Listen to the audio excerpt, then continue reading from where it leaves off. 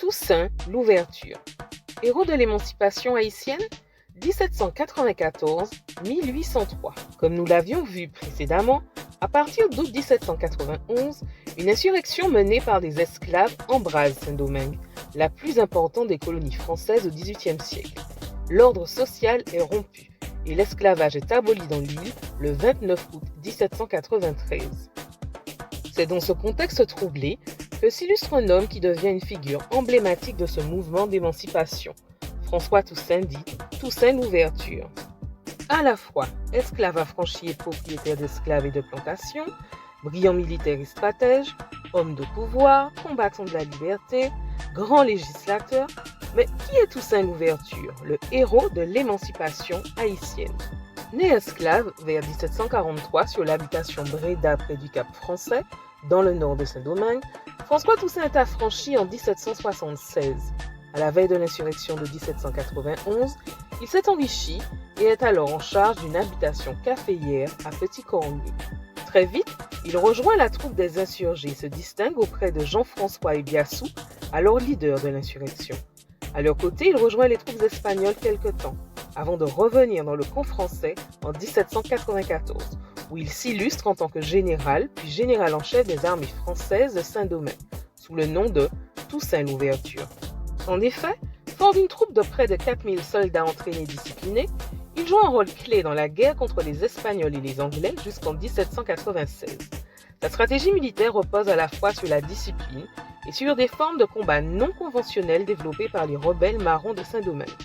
Exploiter les avantages du terrain par exemple, et pratiquer le camouflage et l'intimidation. Durant cette période, la principale préoccupation de Toussaint est de forger un sentiment d'unité entre les habitants noirs de Saint-Domingue. Il s'agit pour lui d'un véritable impératif militaire afin d'empêcher le recrutement des mercenaires locaux par les puissances étrangères. Ce principe d'unité des Noirs est aussi une nécessité politique afin de consolider les acquis révolutionnaires obtenus par les esclaves après 1790. Dans ses discours, proclamations et lettres, il emploie systématiquement le langage de la fraternité, cette dernière n'étant pas réservée exclusivement aux Noirs.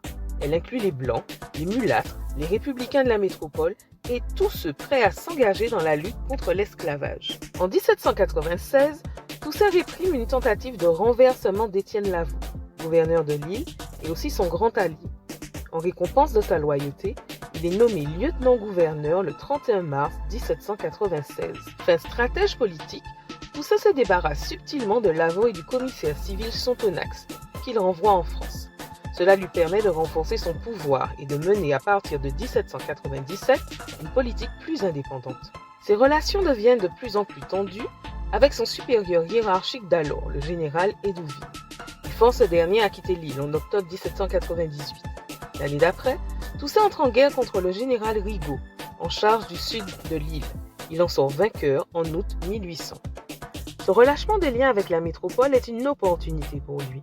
Après avoir conduit ses propres négociations avec les Britanniques, il annexe la partie espagnole de l'île. En juillet 1801, il promulgue une constitution autonomiste et visionnaire, en proposant à la France un nouveau contrat politique fondé sur la reconnaissance d'une forme de fédéralisme entre la métropole et la colonie. Il s'autoproclame gouverneur à vie, ce que le consul Bonaparte ne peut tolérer. Il est alors l'homme le plus puissant de Saint-Domingue. Conscient que l'autonomie de l'île repose aussi sur des impératifs financiers, il souhaite rétablir l'économie de plantation et prend des mesures qui le rendent impopulaire auprès d'une partie de la population noire rurale.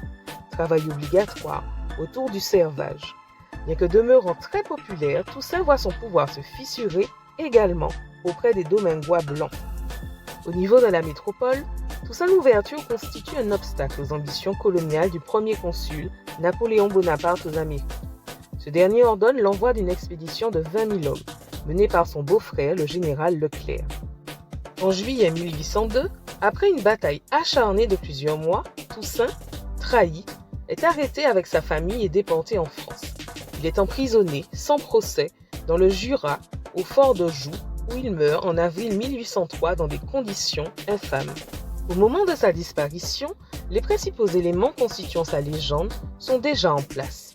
Il est perçu comme le symbole d'une identité noire émancipée, notamment auprès des Noirs esclaves dans les Amériques et aux Caraïbes. Si sa légende enflamme très vite l'imaginaire du monde, il reste dans un premier temps un personnage controversé chez lui.